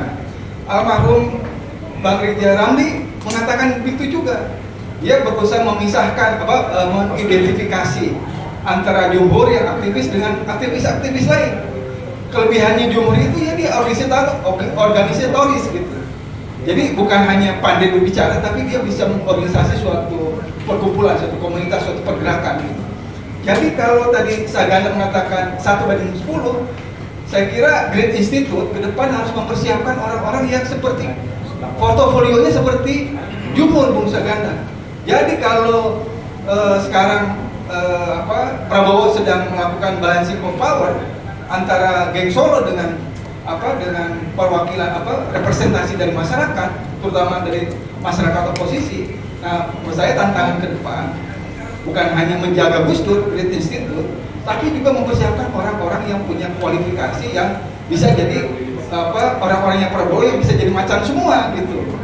Nah, saya kira mungkin dari saya itu aja. Soal tata kelola mungkin nanti Bung Anto bisa menjelaskan kira-kira bagaimana pemerintahan Prabowo ini bisa membenahi tata kelola di balik organisasi-organisasi program-program seperti NBG atau Koperasi Desa Merah Putih. Artinya program itu bisa berjalan tapi diikuti dengan tata kelola yang baik juga. Terima kasih. Jadi Ibu setuju ya 1:10 ya? Setuju. Bandingnya 1:3. Oke. Satu lagi Kita sekarang habisin ya. Oke. Silakan. Tutup poin aja dulu. Jadi reshuffle kemarin itu sudah memperkuat posisi posisi orang-orang Jokowi di lingkungan ring satunya Prabowo. Kasus yang paling cetowelo-welo sangat gamblang adalah kejadian kemarin di Cilacap ketika Pak Prabowo menyinggung soal Indonesia gelap dan Yaman. Pidato yang sangat bagus, heroik dan memacu semangat kita tentang nasionalisme dan Indonesia. Kenapa disisipi hal-hal yang sangat sentimental, kekanak-kanakan? Itu kekanak-kanakan. Ngomong Yaman, ngomong Indonesia gelap itu udah masa lalu. Dan tidak ada, kasus terakhir itu tidak ada. Kenapa muncul? Nah, saya penasaran, saya cek seluruh saluran informasi, ternyata itu ada dan itu dia baca, bukan improvisasi. Saya awalnya masih Dalam teksnya? Dalam teksnya, saya kirim nanti. Itu ada di stack, semuanya ada. Jadi dia enak membaca gitu. Mungkin poin-poin atau lengkap, tapi yang ada di sekretariat kabinet itu lengkap. Dari tanggal kepada yang sampai ucapan terima kasih terakhir ada termasuk kalimat-kalimat itu. Saya menduga menduga di circle-nya presiden ada Hasan Asmi, ada Kodari, ada Dudung, satu KSP, satu Badan Koordinasi Komunikasi, satu lagi Bakom Kodari, si satu lagi si Hasbi apa sebagai apa? Bidang komunikasi. Satu lagi Teddy, empat-empatnya orangnya Jokowi. Jadi ini harus hati-hati. Titip kepada Pak Saganda, sampaikan kepada Jumhur. Ini serius menurut saya, karena menjelang sampai 2009 nanti rekayasa informasi akan sangat masif berkaitan dengan Prabowo, berkaitan dengan yang lain-lain. Tambah satu lagi, persepsi Indonesia di luar negeri buruk sekali. Dan ketika orang komunikasi itu tidak mampu menjelaskan kepada internasional. Makasih. Makasih banyak. Jadi kayaknya berapa sedikit 70% ini bicara soal Jumhur ya. Sebetulnya Saganda punya otoritas bicara soal jumhur, tapi daripada bias kita kasih teman yang lainnya yang juga 1 dari 3 serangkai, ya. Biarkan Bung Anton bicara soal jumhur dulu. Silakan Bung Anton. Oke, terima kasih Bang. Jadi kalau tarik Bang Jumhur ya, kalau menurut saya salah satu apabila seorang aktivis keluar masuk penjara itu beda, Bang ini juga pernah merasakan penjara ya, serang penjara telah dilalui, apalagi hanya sekedar godaan-godaan kecil, tapi tentu kita tidak bisa takabur juga tidak. Tapi yang jelas betul kata Bang Saganda, Bang Jumhur ini unik, karakternya kuat, dia punya karakter yang kuat. Dia pakai kemampuan organisatoris yang kuat juga, dan tidak malu bertanya kalau tidak tahu, nggak jaim lah gitu. Tidak mudah untuk memimpin sebuah organisasi sebesar Serikat Buruh yang itu anggotanya 6 juta orang, yang sebelumnya konfliknya juga luar biasa, tapi dengan seorang figur Jumhur itu bisa disatukan. Kalau biasanya seorang pemimpin buruh sebelum-sebelumnya hanya tataran elit, turun ke itu susah sekali. Sekarang malah seorang Jumhur ini pengakuan Pak Sekjen langsung Arvindati, baru Bang Jumhur lah seorang ketua buruh yang mau turun tidak hanya ke PUK tapi langsung ke pabriknya, mendengar, berinteraksi bersama buruh dan menyelesaikan berbagai macam permasalahan buruh. Jadi kalau masalah integritas, kemampuan, apalagi kita tahu di zaman Pak SBY, Bang Jumhur ini 8 tahun loh menjadi kepala badan. Dan belum ada sampai saat ini kepala badan yang menyaingi prestasi Bang Jumhur di, kalau sekarang namanya PP2MI.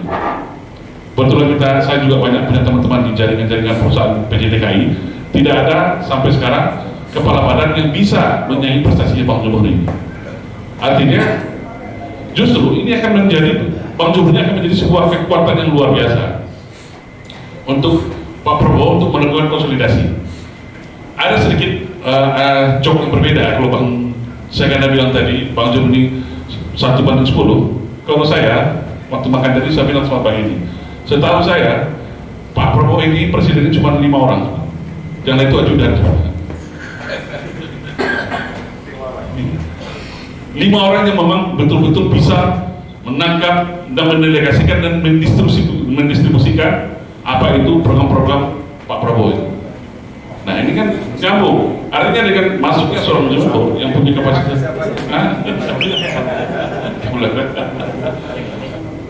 Ya. Nah terus yang kedua saya jawab tentang Bang Gunawan tadi ya, sesuai Bang tata kelola pemerintahan. Sederhana aja, permasalahan Pak Prabowo kemarin saya diskusi juga izin Bang Saganda dengan Pak Zaki Magari, Bapak Jadi Jenderal Senior. Masukan saya satu aja, Pak Prabowo ini kok kalah dalam perang narasi, perang informasi. Padahal segala kekuasaan sudah dia pegang. Saya punya alat, ya kita betul lah bagaimana analitik sosial media. Melihat di percakapan sosial media ini, mohon maaf sampai saat ini Pak Prabowo itu masih kalah. Maka salah satu masukan saya kemarin itu adalah memperbaiki pola komunikasi. Kebetulan ini ada Dr. Tantri juga, kita pernah bahas nanti ahli komunikasi. Bagaimana memperbaiki strategi komunikasi pemerintahan. Seolah-olah sekarang ini apapun yang dilakukan Pak Prabowo itu diputar balik seolah jelek dan buruk. Ini kesimpulan kita dapat, atau nama istilah rejection syndrome. Nah inilah yang berkorelasi apa yang saya sebut tadi, cognitive warfare, perang informasi, mendisinformasi sehingga lahirlah public distrust, sehingga mendegradasi ya, kepercayaan publik terhadap pemerintah. Nah, kalau dalam teori intelijen, berarti siapa yang memainkan ini? Berarti siapa yang diuntungkan kalau Pak Prabowo jatuh? Sederhana aja kan? Iya kan? Ini adalah peta konflik yang sengaja dimainkan. Ini terus-menerus telah terjadi. Nah, 3 kali lipat ada pendekatan dalam 4 bulan terakhir. Bagaimana produksi hoax luar biasa kali membolak-balikan informasi yang apapun dilakukan oleh pemerintah Prabowo saat ini menjadi negatif. Nah, ini mungkin Pak Saganda lah yang lebih tepat nanti bagaimana. Saya yakin Pak Prabowo juga tidak tinggal diam, dan informasinya pun ada perubahan besar yang akan dilakukan untuk menjawab tantangan-tantangan ini. Termasuk teman-teman media lah kan, lihatlah kita. Semua informasi beredar itu lebih cenderung negatif, yang beredar ya, yang beredar. Nah kan saya dulu ketika kita beroposisi kalah juga di perang narasi. Sekarang udah berkuasa, kok masih kalah juga? Permasalahannya di strategi kah, di sumber daya manusia kah, atau orang sekitarnya? Nah ini kan menarik nih untuk kita bedah bersama-sama. Mungkin itu sekian dari saya jawaban. berarti kesimpulannya adalah jangan ragukan dengan Bang Jumhur. Kalau dia bisa atau tidak melakukan perbuatan itu juga tergantung kita semua, kita dukung atau tidak. Nah, karena beliau adalah seorang aktivis, tentu kewajiban kita juga untuk mendukung Bang Jumhur bisa berjuang, jangan biarkan beliau sendirian. Dan untuk niat seorang Prabowo untuk memperbaiki bangsa Indonesia, jangan diragukan lagi. Nah, bagaimana strategi cara berbeda itu lain cerita. Nah, mungkin dua itu aja, jangan ragukan Bang Jumhur, mari kita dukung bersama Bang Jumhur melakukan perbaikan, dan kita tentu memberikan masukan kepada pemerintah, mungkin ada yang perlu diperbaiki dalam menjalankan strategi komunikasi publiknya kepada masyarakat. Terima kasih. Assalamualaikum warahmatullahi wabarakatuh. Ya. Tadi Bung Saganda itu ke saya harus pergi lebih awal, jadi kita minta dia menjawab. Cuma sedikit saya tambahkan informasi. Kemarin ketika saya duet dengan Munarman, Anda bisa bayangkan seorang Munarman ketika ditanya oleh audiens, Prabowo bisa kita harapkan nggak sih? Masih Prabowo masih bisa harapkan nggak sih? Dan Munarman saya terkejut, dia jawab Prabowo itu menulis buku Paradoks Indonesia. Artinya dia memahami ada masalah dengan Indonesia dan dia dalam gue disiapkan solusi-solusi. Ini yang membedakan Prabowo dengan Jokowi. Orang yang menyadari ada masalah dan mencoba menerapkan solusi, berarti dia punya niat memperbaiki. Bayangkan, Munarman yang ngomong loh, ya. Jadi saya kira seperti kata Bung Arnold terakhir tadi, bagaimana kita membantu mengkomunikasikan pikiran Prabowo yang kemudian dipelintir jadi sasaran tembak itu kepada publik sehingga tidak salah paham. Monggo, Bang Adi. Terima kasih. Jadi saya kembali menegaskan bahwa semua cara pandang kita ada tesisnya.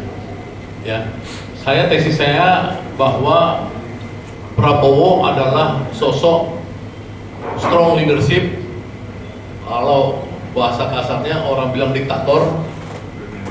Bahasa saya itu lebih sedikit ini saya bilang benevolent diktator yang cinta rakyat, yang baik hati. Nah ini kan perspektif ini kan tentu untuk orang seperti saya yang hidupnya puluhan tahun di dunia,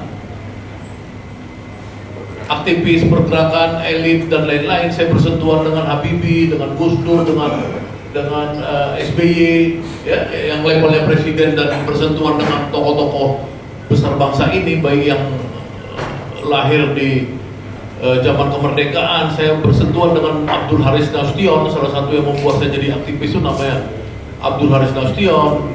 Saya bersentuhan dengan Muhammad Natsir, ya, ketika semua mereka menjadi petisi 50. Jadi kan saya mengenali orang juga.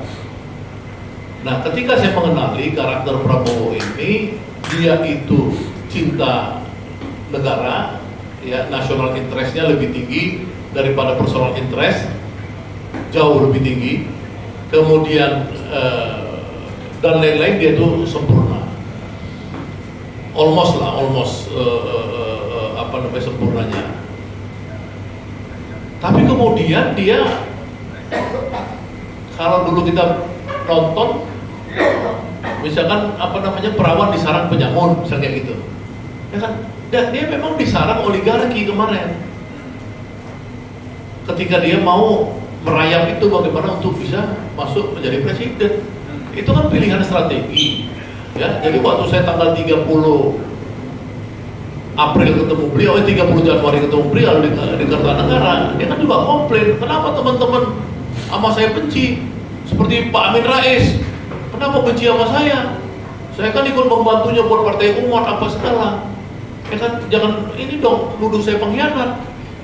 Dia ngomong gitu, ya kan, karena buat orang-orang yang mendukung Prabowo dari dulu seperti saya atau Amin Rais atau banyak diantaranya itu kemudian menuduh Prabowo pengkhianat karena meninggalkan perjuangan bergabung dengan Jokowi. Tapi kan kemudian kita bisa kemudian melihat dalam teori post factumnya, kan kita lihat dia ternyata berhasil mendapatkan kekuasaan itu. Nah, maka kita kemudian bilang, oh syukur alhamdulillah, ternyata orang yang kita dukung ini memilih jalan taktis yang bagus, sama-sama terjal juga berhasil jadi presiden. Seperti Munarman tadi, Yakin dia, ini orang punya pikiran, punya idealisme. Persoalannya nanti ada dua kelompok nih. Satu yang pengen diajak berpuasa, ya kan? Satu orang yang ikhlas. Nah, tinggal di situ nanti teman-teman lihat variasinya. Kalau orang yang merasa mendukung Prabowo tiba-tiba tidak diajak, tapi dia punya nafsu untuk diajak, maka mulutnya mulai gatel loh. Ya saya nggak mau sebut nama, tapi saya banyak tahu gatel gitu loh. Karena dia bilang kenapa bukan gua, kenapa bukan gua. Itu siang. Hah? Adalah makanya saya bilang, gua ini jubir Anies, makanya gua nggak pernah minta apa-apa ke Prabowo. Tahu diri, lu kagak milih Prabowo kemarin, kenapa lu mesti minta menteri? Kenapa lu minta, kan kira-kira gitu tuh kalau orang-orang yang mendukung Prabowo kemarin kan juga mengatakan gitu. Kenapa Jumhur Saganda, Rocky Gerung nggak dukung Prabowo? Bisa dapat gitu, misalnya gitu ya kan? Kan itu kan kita juga harus inilah gitu. Nah, insaf juga sulit memang untuk melihat dalam peristiwa demokrasi ini.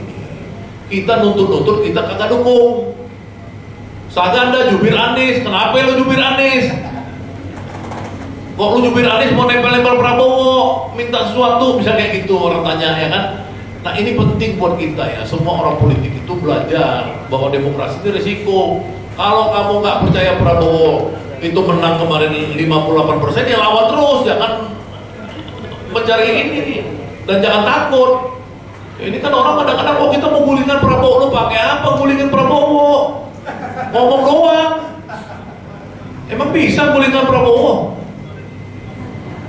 Yang bisa gulingkan Prabowo itu kalau masanya 2 kali masanya Habib Rizik, atau bisa mungkin 2 kali masanya Jumhur, turun semua Jakarta, itu juga ada isunya apa? Ada pengkhianatan negara. Satu tidak jelas yang disebut Prabowo pengkhianatan negara apa? Pengkhianatan negara MK itu meloloskan si bocil Gibran ini jadi wapres, itu bukan kesalahan Prabowo, itu kesalahan daripada Jokowi. Dia mulai menempatkan adik iparnya si Anwar Usman itu di MK untuk memainkan itu karena dia mau politik dinasti. Dia nggak jadi 3 periode, maka kemudian diserahkan kepada anaknya. Jadi di situ Prabowo kan nggak salah. Maka orang terbagi 2. Kita mau gulingkan nih dua-duanya atau gulingkan Gibran doang. Iya kan? Kan di situ. Nah persoalannya ini kan kita nggak ada masalah asal kita memang mempunyai basis legitimasi ngomong. Artinya apa? Artinya misalkan dia bilang melanggar konstitusi, nah kita tanya Prabowo di mana melanggar konstitusinya? Kalau misalkan pengamat kemudian ngumpul kemudian kita bilang itu sebagai rujukan, ya, rujukan dari mana mereka sebagai simbol kebenaran? Kapan mereka berjuang? Ya kan? Kalau orang misalkan kritik, kita senang dong. Saiful Mujani kritik senang-senang aja, saya nggak ada masalah. Saiful Mujani, Ferry Amsari, nggak ada masalah. Tapi kalau dia mengorganisasikan kekuatan, ya kan, baru dia disebut makar. Nah itu juga kalau mereka punya massa, punya duit, ya kan. Kalau nggak ntar masuk penjara kayak gua nih, Edi Mulyadi, Anton, ya kan.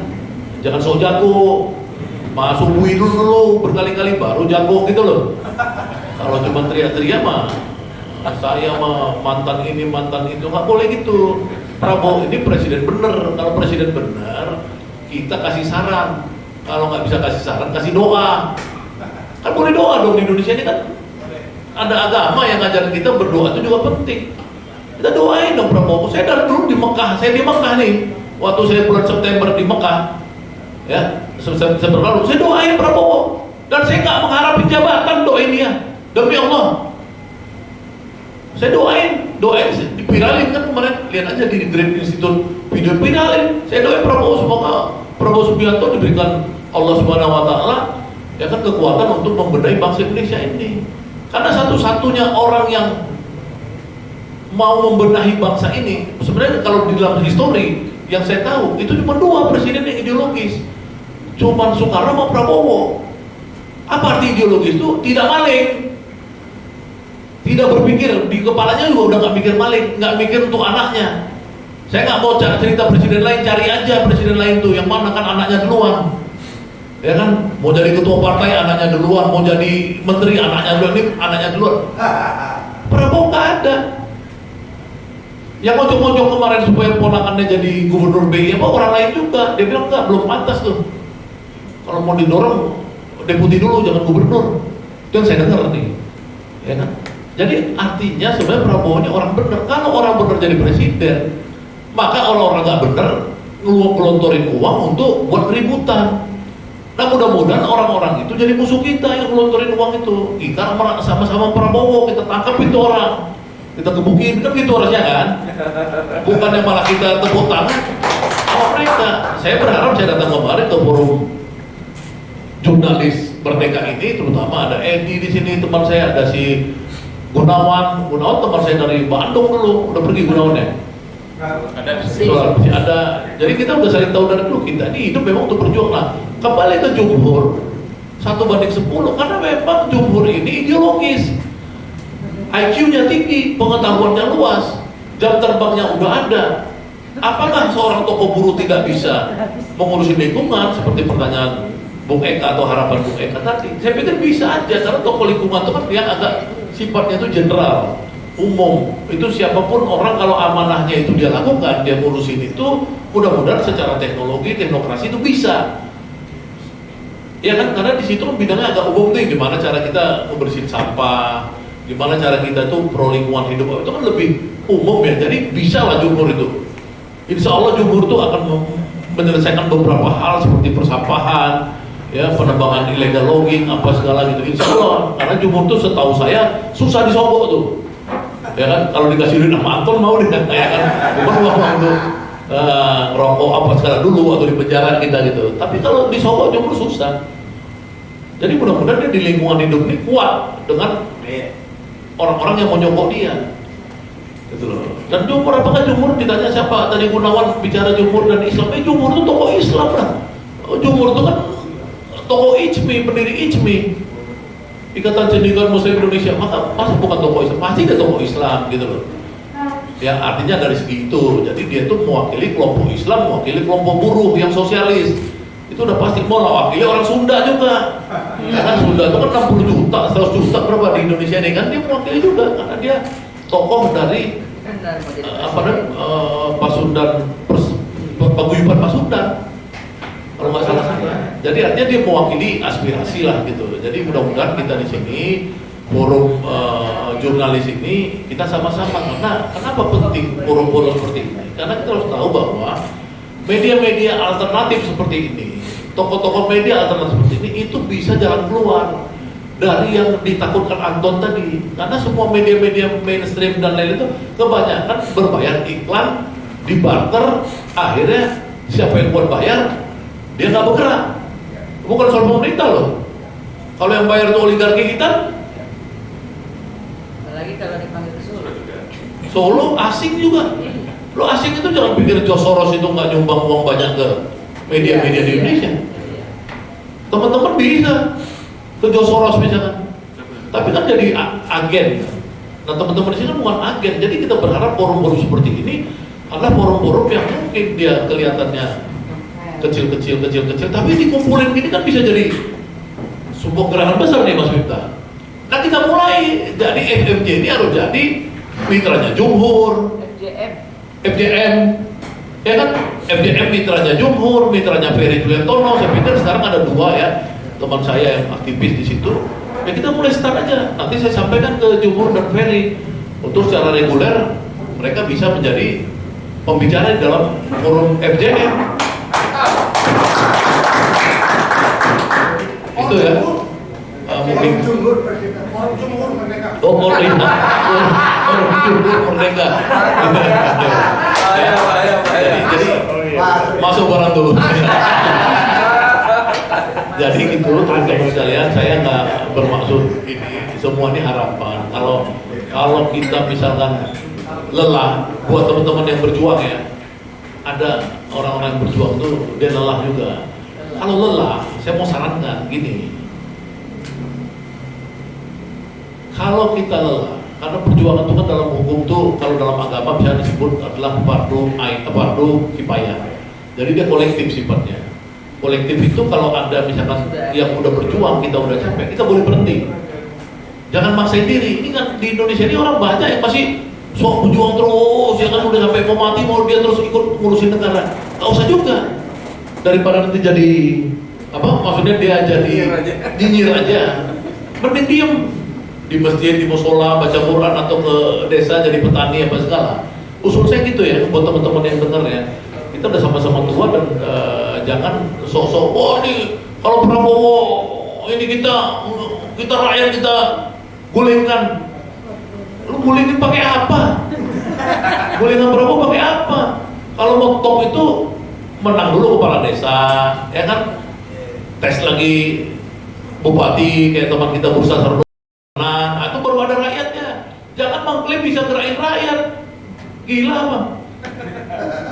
Yang bisa gerakin rakyat di Jakarta ya Habib Rizik, nggak ada yang lain. Kalau Habib Rizik belum Prabowo, diam aja lo. Lu ikutin kata Habib Rizik. Saya udah tanya Habib Rizik. 2 bulan lalu saya datang, Beb, gimana Beb? Sama Prabowo. Oh bagus kan, dia bilang. Gue cuma agak gelisah soal BOP. Habib Rizik ngomong di 3 bulan atau berapa bulan lalu saya ketemu. Wajar dong orang gitu kan, dia mengkritik BOP, wajar menurut saya. Tapi nggak bisa bilang bahwa ini Prabowo, ini dia punya masa. Jumhur tuh, ya kan sebelum dia menteri juga saya tanya, lu ini Prabowo nggak ada, yang nggak punya masa yang ribut, bilang mau gulingin. Terus lama-lama ditangkap Prabowo nangis juga ya nggak? Ya nggak? Itu hati-hati aja kan, Prabowo kan belum marah, belum nyuruh orang tangkap kan. Kemarin saya waktu Del Prado ditangkap kan saya yang minta Prabowo dibebasin. Tapi kalau itu kasusnya beda. Kalau yang teman-teman ditangkap Prabowo nanti kasusnya ngejek-ngejek Prabowo nggak jelas, ya kita malas juga bela ya nggak? Itu aja dari saya mungkin. Assalamualaikum. Oh, yang Indonesia gini, jadi kan itu kan tadi dugaan. Jadi kan susah. Saya ini kan sama-sama. Enggak, ya kan mana kan gitu kan teksnya kan. Ada di online. Bagaimana bisa direkayasa? Enggak, pastikan dulu. Karena saya tadi nanya ini sama orangnya presiden langsung. Saya nggak mau sebut nama. Ya kan karena tadi ada putusan Habib besar lah. Saya nggak mau sebut Habib mana. Nanya itu kenapa ada itu. Makanya saya tadi tanya sama orang yang saya bisa confirm bahwa dia itu atas nama presiden bisa nih orang. Nah, dia bilang gitu bang, dia bilang itu mungkin keceplosan karena pikiran presiden. Ya kan nggak mungkin ada resmi negara sekretariat kabinet atau apapun namanya jubir presiden nunjuk Yaman itu kalau benar ada itu udah satu kesalahan besar. Nggak apa-apa kita cari aja dulu ya forum ini menurut saya ya. Nah, yang kedua tadi ya soal di lingkungan presiden itu, udah saya bilang orang berpikir dia bisa mempengaruhi presiden, itu bohong. Udahlah, kalau kata Anton tadi 5, udah rujukannya itu aja, investigasi Tempo aja dulu udah bener. Ya kan, siapa orang yang bisa mempengaruhi Prabowo itu udah dilaporkan Tempo dulu investigasi dia. Iya. Ya kan, betul nggak? Iya. Ada 4 orang. Yang lain nggak bisa, 4 orang Tempo yang ngomong dan saya masih mau konfirm untuk 4 orang itu nggak ada yang lain. Mau ditambah Dudung, mau ditambah si Kodari, mau tambah Hasan Nasbi, 10 Hasan Nasbi, ya nggak bisa juga. Kita percaya aja sama Tempo. 4 orang kata Tempo nih ya, bukan saya. 1 namanya Sapri Samsudin, 2 Hasim Jojo Hadikusumo, 3 Teddy Minahasa, 4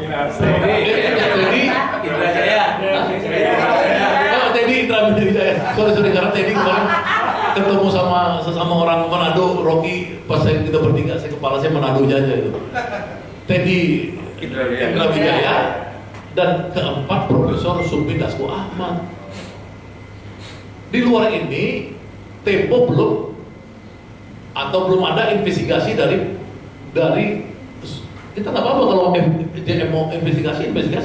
Tapi dari yang investigasi yang paling kredibel ya itu 4 orang ini. Jadi dikumpul-kumpulin orang 100, mau namanya Hambalang Boys, mau namanya nggak bisa. Titik nggak? Ya ini ke Tempo, bukan saya percaya Tempo. Di Tempo nggak ada Bu Titik, itu loh. Jadi kita kalau misalkan tiba-tiba ada orang mau ngatur Prabowo Pak bicara ini, nggak mungkin. Ya nanti saya cek lagi tuh yang Saya kirim, Pak. kirim ya resmi ini. Iya, saya tahu. Ya kadang-kadang ini pidatonya ini dibuat setelah. Oh itu makanya. Ya kan Atau sebelum. bukan sebelum, jadi setelah itu kemudian jadi gini, orang presiden tipe Prabowo menurut saya itu jarang juga baca teks itu ada, tapi dia kadang-kadang dia bisa sendiri karena dia kan orangnya orator juga kan. Orator itulah orang pemimpin, orator ya kayak Soekarno apa segala itu kadang-kadang lebih suka ngomong daripada baca gitu. Ada baca disiapin mungkin. Nanti saya cek ulang deh. Tapi saya untuk mengklarifikasi ya, kalau nanti misalkan ini saya udah cek tadi itu Prabowo kemungkinan itu keceplosan karena ada persoalan dengan Lika Halid, kemungkinan dia juga kemungkinan. Terima kasih, saya mau ke Kelapa Gading dulu, ada urusan. Wassalamualaikum warahmatullahi wabarakatuh. Oke, sebelum Bung Karna pamit, ada cenderamata dari panitia. Kita akan mulai sebentar, juga nanti tinggal kasih closing statement aja. Yang mana? Bung Karna dulu aja, Bung Karna dulu aja, silakan. Sekalian aja biar. Oh iya, oke. Yang keren.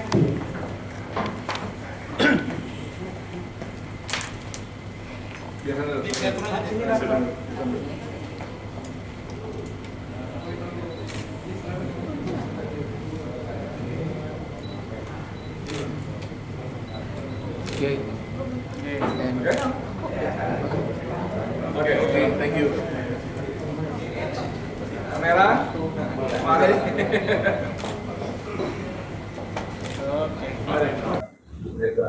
Jadi FGM ini forum instruksinya Pak.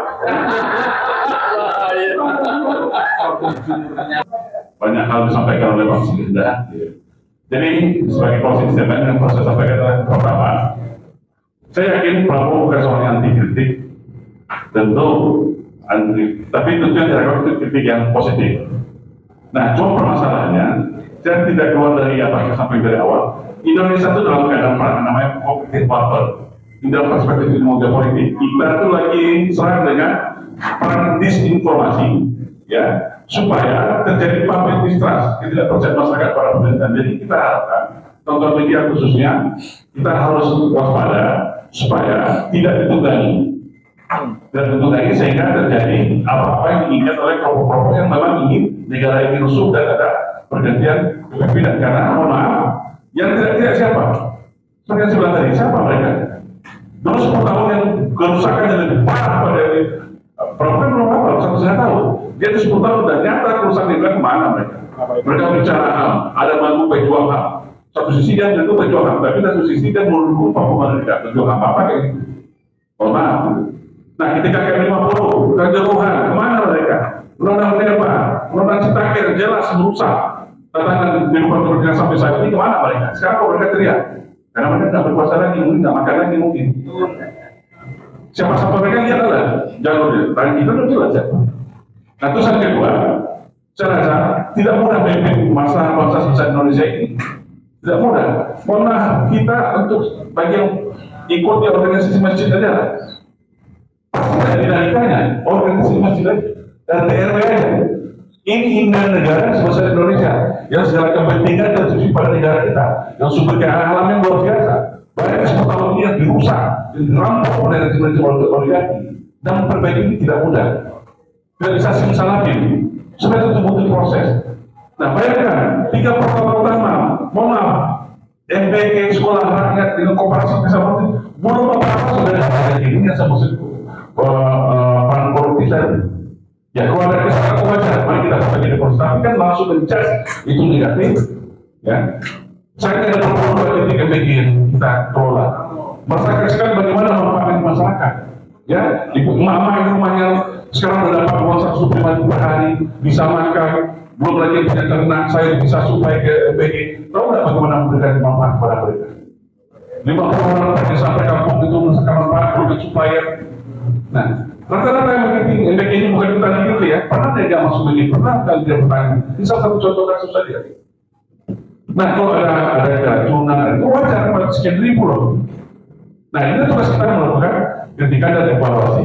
Jadi saya harap, saya masih tetap optimis dengan kepemimpinan Pak Prabowo, ya, karena dari perbandingan Jokowi sudah semua berbeda keberpihakan Prabowo kepada masyarakat itu jelas dari program-program yang dia realisasikan. Daripada selama ini Jokowi hanya sibuk menyediakan kartu merah, aturan-aturan yang seakan-akan melegalkan untuk menentukan perampokan terhadap bangsa dan negara kita dan terhadap sumber daya alam. Mungkin itu silakan ikut closing statement daripada saya. Dan untuk mewujudkan mari kita berkesempatan untuk bekerja, kemudian kita support bersama-sama supaya jumlah menjadi titik perubahan di dalam komunikasi kita. Terima kasih. Assalamualaikum warahmatullahi wabarakatuh. Waalaikumsalam warahmatullahi wabarakatuh. Biasa, saya juga nggak nyangka nih dari soal reshuffle jadi soal forum jumhur menyapa. Kan bercanda ya, please jangan sampai dibikin masuk hati ya. Oke, makasih banyak Bung Anton atas waktunya, pencerahannya, dinamika yang berkembang. Teman-teman yang lain juga hadir, terima kasih banyak.